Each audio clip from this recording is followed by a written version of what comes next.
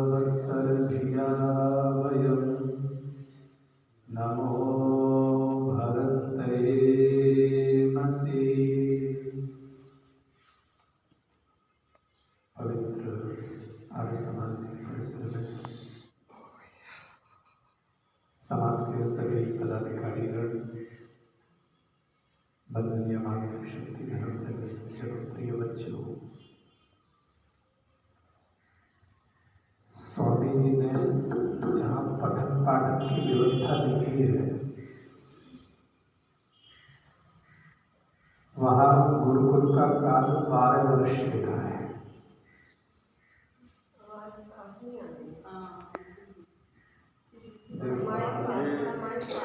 विद्यार्थी को अच्छे से तैयार करने में 12 साल समय लगेगा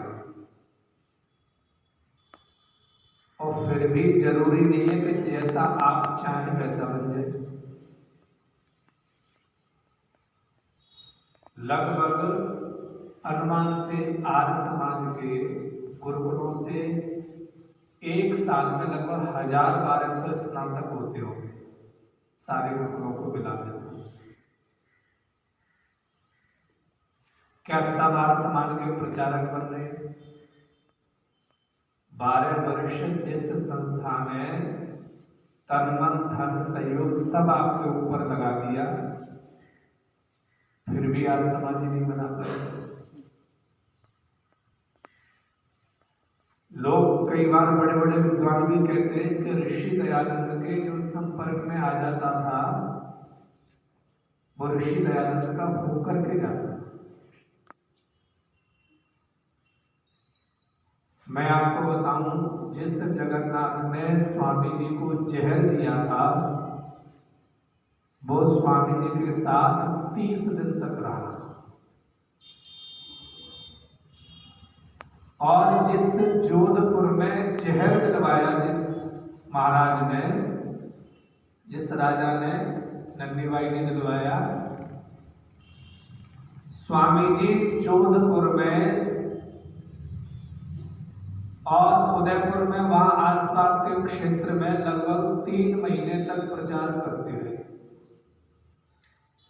लेकिन वहां के राजा के पास समय नहीं था। उस शहर में स्वामी जी 26 दिन तक रहे, उसके बाद वो राजा मिलने के लिए आया। जो साथ में रहा, स्वामी जी जैसा व्यक्तित्व,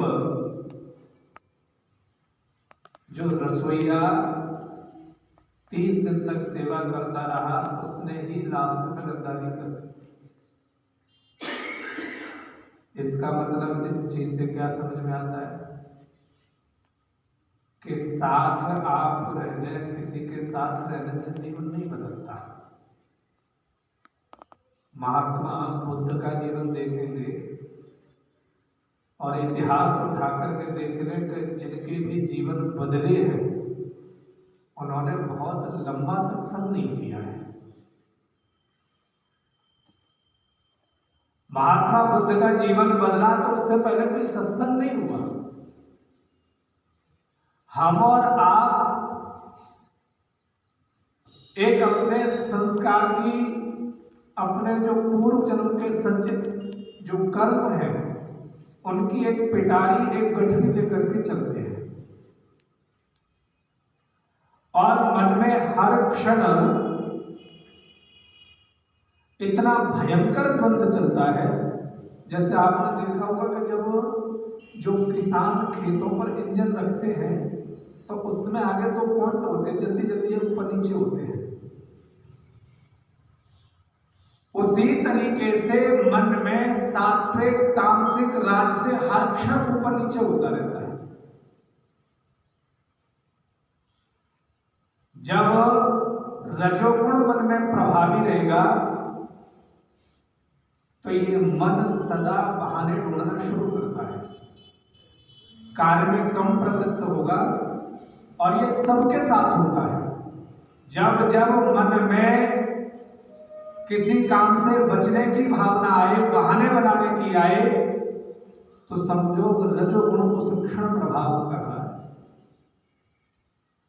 और जैसे ही कुछ अच्छे कार्य करने के लिए मन प्रवृत्त होना चाहता है तो उस समय सत्वगुण है। और तीसरा है तमो अवस्था, जिसमें मन कुछ भी नहीं करना चाहता। सुबह उठे, नित्य कर्म किए, भोजन किए, ऑफिस चले गए, फिर शाम को लौट के आए, टीवी समाचार देखे, दिनचर्या समाप्त हो गई। ये तमोगुण वाला है। जीवन में कुछ नया नहीं जोड़ना है। जैसा जैसा पुराना चलता आया उसको वैसे वैसे ही चलाते रहना। दिनचर्या जैसे सामान्य है, नया कुछ नहीं करना। जब तक मन में प्रवृत्ति नहीं होगी तब तक कुछ नया नहीं जुड़ सकता। और जरूरी नहीं है कि आप अभी बैठे हैं, आपके मन में जो आज विचार है वो कल विचार आ जाए। हो सकता है पूरा जीवन लग जाए वो लौट करके विचार फिर कभी आए ही ना।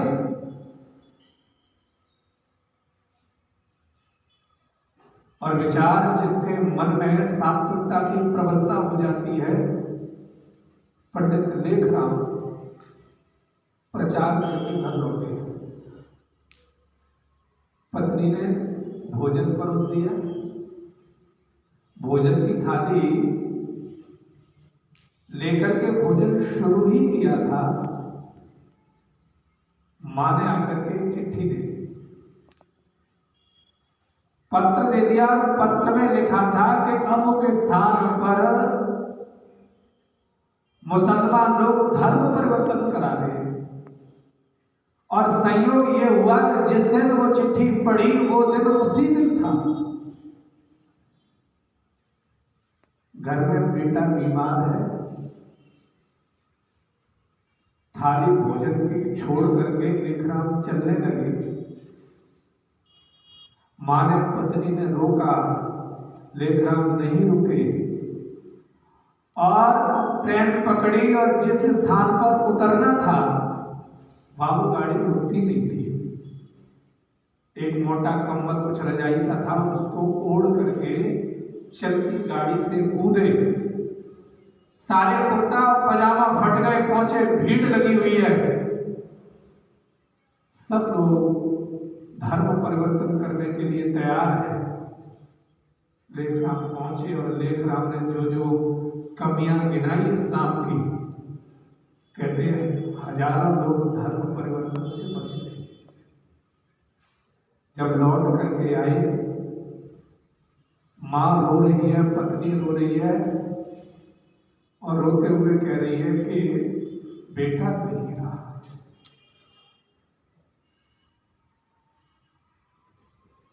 लेखराम की आंखों में आंसू नहीं है और लेखराम कह रहे हैं कि मां एक ही बेटा गया है, तुम्हारे हजारों बेटों को बचा करके आया हूं।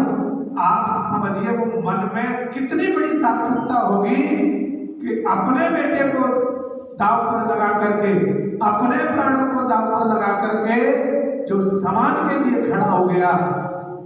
और एक वो जगन्नाथ, लेखराम ने कोई बहुत ज्यादा ऋषि के दर्शन नहीं किए थे, बहुत ज्यादा सत्संग नहीं हुआ था ऋषि दयानंद के साथ, लेकिन मन और चित्त जब उस कार्य के लिए तैयार होता है तो जीवन एक क्षण में बदल जाता है। महात्मा बुद्ध घूमने ही तो निकले थे। पहले दिन देखा रथ सजा हुआ है, सारथी लेकर के चल रहा है, बुजुर्ग को देखा, मन में कौतूहल पैदा हुआ कि ये सब अवस्था क्या है, ये कौन है। उसने कहा ये बुजुर्ग है। फिर से पूछ लिया क्या मुझे भी एक दिन ऐसा ही जाना पड़ेगा। सारथी कहता है बिल्कुल, आप भी, हम सब लोग इसी अवस्था में पहुंचेंगे। दूसरे दिन फिर देखा कि एक उस 4 लोग एक व्यक्ति को कंधे पर लेकर के जा रहे हैं, कुछ लोग पीछे जा रहे हैं। फिर से वही घूमने की यात्रा का समय था। फिर से बुद्ध ने पूछा कि ये कौन है। बोले जो कल बूढ़ा था, जो चल नहीं पा रहा था, आज वो इस दुनिया को छोड़ करके चला गया। केवल 2 घटनाएं देखी थी और जीवन में वैराग्य पैदा हो गया। जीवन बदलने के लिए लंबे सत्संग की जरूरत नहीं है। केवल मन का, चित्त का, इंद्रियों का, परमात्मा का जब एक साथ कनेक्शन हो जाता है तो जीवन में बदलाव हो जाता है। और जिस व्यक्ति के अंदर सात्विकता होती है वो अगर 1 मिनट का भी सत्संग करता है तो उसमें जीवन में बदलने वाली बातें ढूंढ लेता है। मैंने पिछली बार बुधवार में थोड़ी सी चर्चा की थी कि महाभारत के बाद अर्जुन श्री कृष्ण से मिलने के लिए गए। सूर्यास्त का समय है, दोनों खुले मैदान में भ्रमण कर रहे हैं। बात करते करते अर्जुन के मन में एक जिज्ञासा पैदा हुई और कृष्ण भगवान से निवेदन करने लगा कि भगवान, आपने मुझे जो महाभारत से पहले गीता का उपदेश दिया था उस समय मेरे मन की स्थिति ठीक नहीं थी। मैं विनम्र भाव से निवेदन करता हूं कि मुझे एक बार और गीता का उपदेश दे दें। कृष्ण भगवान मुस्कुरा करके अर्जुन के पास पहुंचे और कहने लगे कि हे अर्जुन, अब न तो तुम वो अर्जुन हो जो महाभारत से पहले थे और ना ही अब मैं वो कृष्ण हूं जो महाभारत के समय तुम्हें उपदेश दे रहा था। न मेरा वो अंतःकरण है, न तुम्हारे वो चित्त की वृत्ति है। अब हम और आप दोनों बदल चुके हैं। शरीर वही है, इंद्रियां भी वही हैं, मन भी है, लेकिन वो मनोगत भाव नहीं है। इसलिए कृष्ण भगवान का संवाद कहता है कि मन की वृत्ति सदा एक जैसी नहीं रहती। हो सकता है जीवन लग जाए, जीवन में कोई भी बदलाव ना, और हो सकता है किसी के साथ एक क्षण का भी अगर संसर्ग मिला और जीवन बदलाव के रास्ते पर चल पड़ा। महासम्मेलन में एक व्यक्ति आया, उसका नाम था मंजूर अहमद। अभी 10 दिन पहले वो कबाड़े से कुछ सामान खरीदने गया और उसे जीर्ण क्षीण अवस्था में फटी पुरानी एक सत्यार्थ प्रकाश मिल गया। उस पर आगे सत्यार्थ प्रकाश भी नहीं लिखा था, फटी हुई सी थी। उसने उस सत्यार्थ प्रकाश को लिया, कुछ पेज पढ़े, उसको वो पेज अच्छे लगने लगे। उसने और आगे पढ़ा, किताब अच्छी लगने लगी। फिर उसने, क्योंकि ऊपर सत्यार्थ प्रकाश के समोल्लास लिखे होते, नाम नहीं आगे पीछे का फटा हुआ था, वो पता करते करते उसने पता किया कि ये आर्य समाज के संस्थापक दयानंद सरस्वती का लिखा हुआ सत्यार्थ प्रकाश है। किसी आर्य समाज से नई पुस्तक को मंगवाया और जीवन इतना बदला कि मजूर अहमद से मनोज आर्य बन गया और आज सुप्रीम कोर्ट में बड़ा वकील। एक घटना से, कबाड़े से मिला हुआ ग्रंथ भी बदल सकता है जीवन। और अगर मन में सात्विकता नहीं है तो जीवन भर घर में अलमारियों में रखे रहिए, आर्य समाजों में हाजिरी लगाते रहिए, नहीं बदलेगा। तो वेद मंत्र क्या कह रहा है? यस्मिन् ऋचा, मन की शक्ति क्या है? यस्मिन् ऋचा शाम यजुंसि, तेरा मन हल्का नहीं है। इस मन के अंदर परमात्मा ने सृष्टि के आदि में जो 4 वेद दिए थे, यस्मिन् ऋचा, इसके अंदर ऋचाएं समाहित हैं। लेकिन जिस दिन उस ऋचाओं के अंदर चिंगारी लगेगी, आपने देखा होगा ना, पहले माताएं घर में खाना बनाती थी, खाना बनाया और अग्नि को राख से ढक दिया। शाम हुई, शाम को फिर क्या किया, राख हटाई, अग्नि फिर से प्रज्वलित कर दी। मन में सब कुछ है, केवल अज्ञान की, जन्म जन्मांतर की जो राख पड़ी हुई है, बस वो कैसे ही हट जाए। और जिस दिन वो राख हटेगी तो कोई गुरुदत्त पैदा होगा, कोई लेखराम पैदा होगा, कोई श्रद्धानंद बनेगा, कोई गुरुदत्त बन जाएगा, और न जाने कितने लोग। आर्य समाज की अनंत परंपराएं नहीं है। कुछ तो ऐसे हैं जिन्होंने काम किया जिनका नाम ही आगे नहीं है।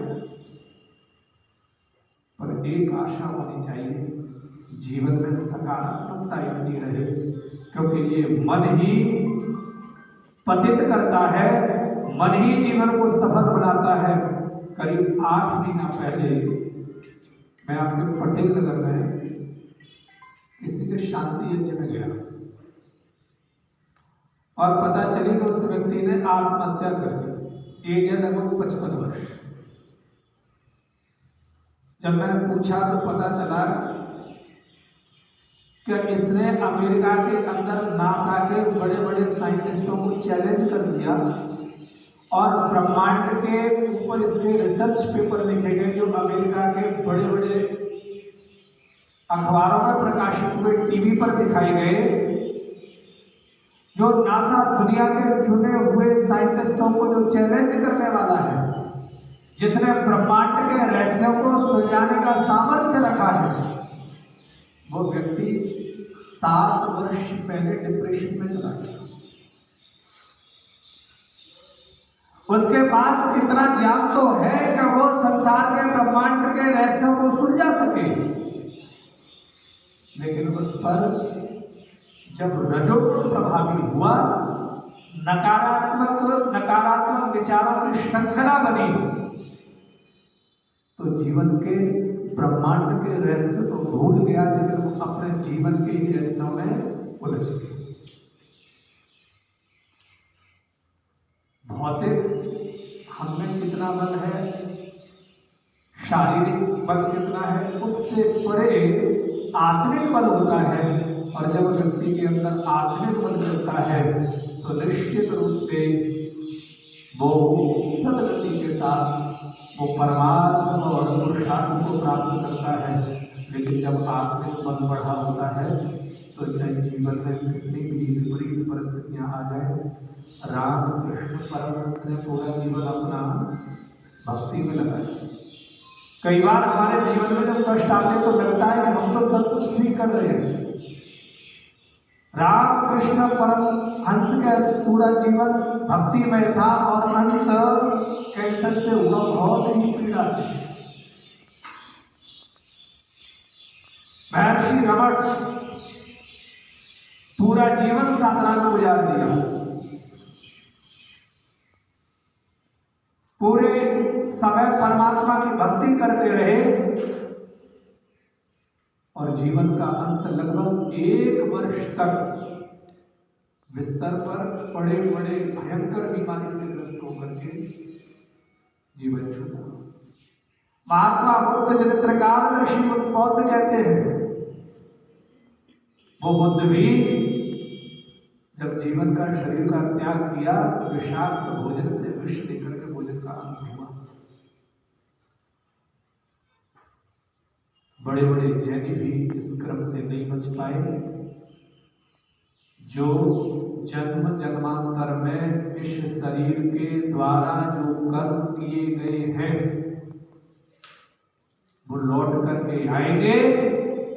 भक्ति का फल अलग है और ये सारे महापुरुष इस जीवन के उदाहरण हैं कि भक्ति तो की,